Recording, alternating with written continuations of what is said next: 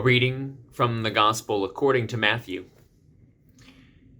Jesus said to them, "If another member of the church sins against you, go and point out the fault when the two of you are alone. If the member listens to you, you have regained that one.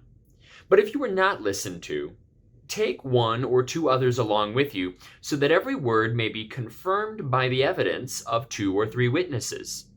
If the member refuses to listen to them, tell it to the church. And if the offender refuses to listen even to the church, let such a one be to you as a Gentile and tax collector.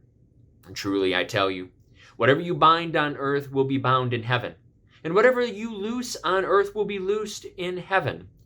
Again, truly I tell you, if 2 of you agree on earth about anything you ask, it will be done for you by my Father in heaven.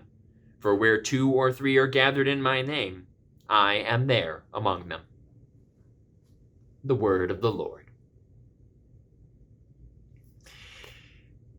Part of what Jesus is doing in this story is acknowledging that there will be differences among us, disagreements.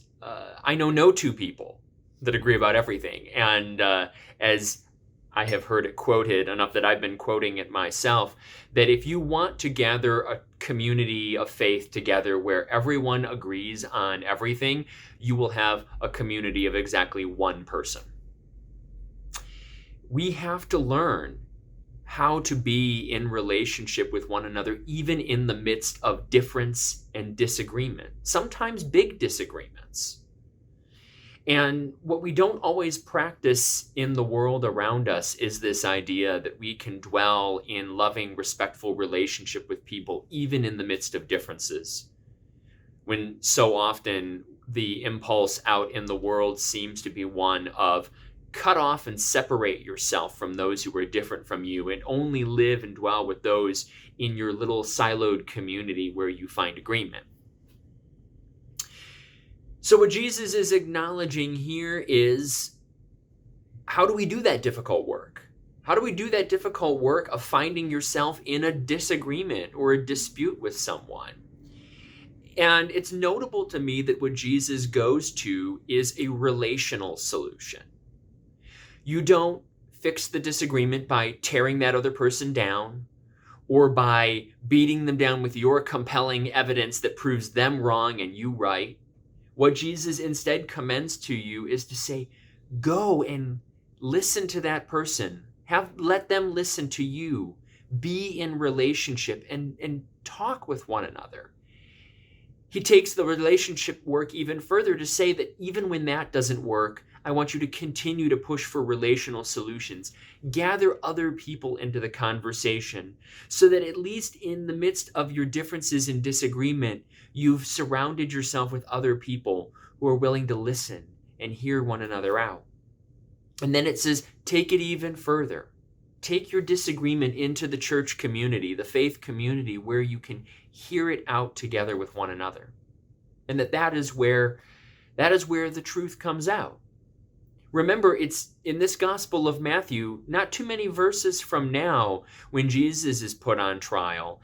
And what happens to him in the midst of disagreement? People bring false testimony. People lie about him. It says in the Gospel of Matthew that people conspire and they make up evidence against him.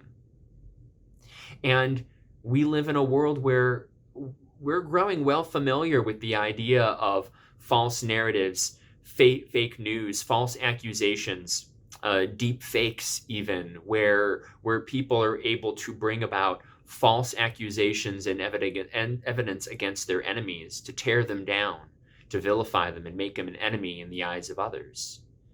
So we know well what it is like to live in a world that Jesus lived in, where false evidence was brought against him. And again, his solution is to say, bring it into relationship. You want to get at the truth and avoid the accusation of false evidence? Surround yourself by others in community and air it out in the open. Make it a relational solution. It doesn't mean that those disagreements will go away. And even Jesus acknowledges that sometimes this won't solve the disagreement. It won't make it so that everyone believes the same thing. But it does make it so that even in the midst of our differences, we see one another as being people worth dwelling in community, for striving to hear one another, not for uniformity, but for relationship and understanding. And while you can't make the other person extend themselves to you, you can do the work on your end of extending yourself to them. And rest assured in your part that you did what you needed to do to build the bridge toward the other in that relationship. This is as important as advice as Jesus gives us anywhere in how we today can try to be people who dwell in relationship with people who are different than us. It was useful advice back then in Jesus' time, and it's useful advice to us today. Amen.